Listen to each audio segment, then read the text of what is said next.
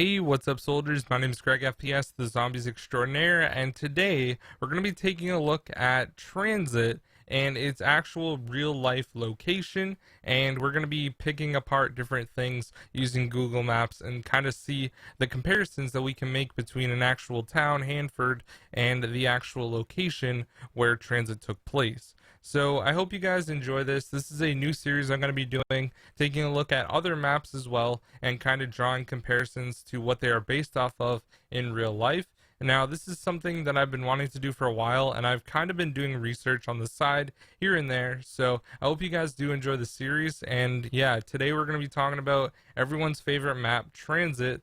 And it's going to be a good episode. So I hope you guys do enjoy. If you do, drop a like, subscribe if you're new. If you do end up subscribing, make sure to let me know down below in the comment section. And a huge thank you to all the people on screen who subscribed recently. I really do appreciate it. And yeah, without further ado, let's get into real life Tranzit. All right, guys, so we're going to start this off on the globe menu in Black Ops 2, where you actually pick the map that you want to play. Now, we can obviously tell that Dairaj is in somewhere near Asia. We know Buried takes place in Angola, Africa. We also know that Origins takes place in northern France. And then when we look at the United States, we can see the three other maps that are there. We can see that Nuketown takes place in Nevada. We know Alcatraz is in the San Francisco Bay, and we also know that Tranzit is also going to take place somewhere in the United States. But let's actually dive in a little bit closer to where Tranzit is actually located.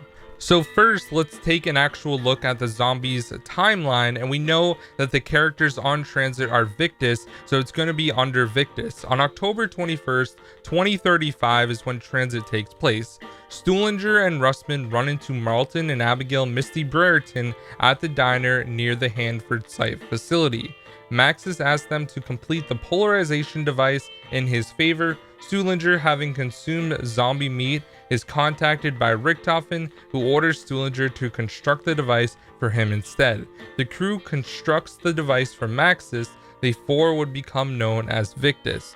So there are a couple things that we can pull just from this one little excerpt about the zombie storyline. We know that it takes place on October 21st, 2035, which is pretty interesting. It's sometime in the future, but we can also see that the diner is located near the Hanford Site facility.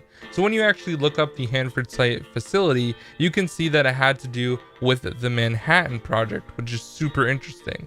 So if you guys are wondering what the Manhattan Project is, basically it was a research and development undertaking during World War II by the United States as well as the UK and Canada to produce the world's first nuclear bomb. Now, those nuclear bombs were dropped on Nagasaki and Hiroshima during World War II. But when you take a look at the Manhattan Project as a whole, there were different areas around the United States that were helped to produce the nuclear bomb, and one of these is the Hanford Site. So established in 1943 as part of the Manhattan Project in Hanford, South Central Washington, the site was home to the B reactor, the first full-scale plutonium production reactor in the world. Plutonium manufactured at this site, and the first nuclear bomb tested at the Trinity site, which is near Nuketown, if you guys were wondering, in Nevada, and in Fat Man, the bomb detonated over Nagasaki, Japan. So this is really, really interesting. And also, the United States federal government set this up on the Columbia River in Washington. So let's take a look at the Columbia River using Google Maps and just take a quick look at the actual location for this. So when you take a look at the actual Google Maps, it's just the Columbia River. As you can see, it's just a river going along, but this is actually exactly where Tranzit takes place. Taking a look at the Tranzit map that is located in Bus Depot, right when you load in the map, you can easily see the comparisons of where the Columbia River is in retrospect of where Tranzit is. Now, they cut off the top of the Columbia River in the actual image that we see from Tranzit, but you can also see some of the little islands that are located in the river and how they are exactly the same as the ones that are drawn on the Tranzit map. So we can easily make the comparison that Tranzit actually does in fact take place in Hanford, Washington, and we know that to be the exact location All right, so let's take a quick look at the actual description of Hanford, Washington.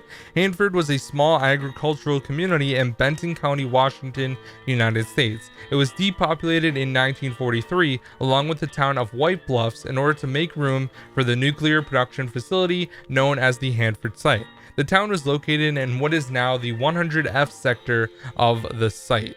So from that, we can realize that Hanford was a small agricultural community, which makes perfect sense for a farm to be located in Transit in Hanford, Washington.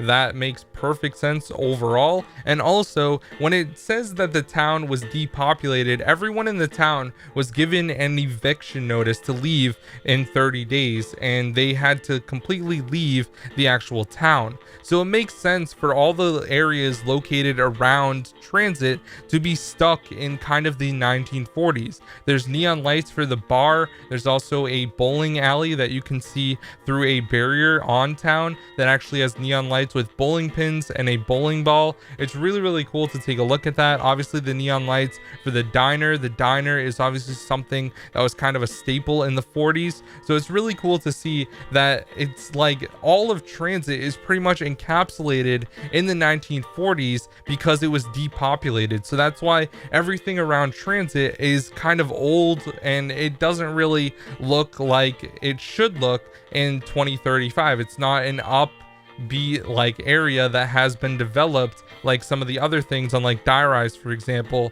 where it definitely looks like a big city. It wasn't depopulated. So it's really, really cool to take a look at that.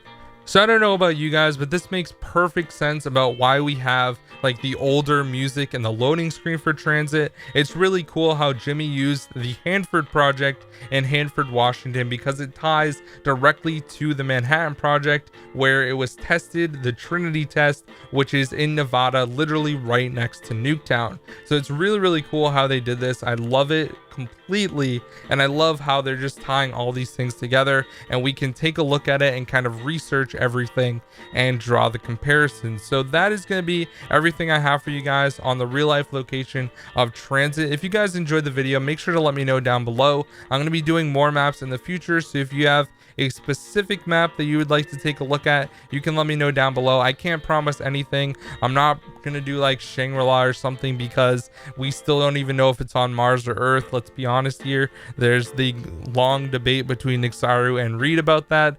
But overall, guys, thank you so much for watching. I'll see you guys in the next video. Peace out.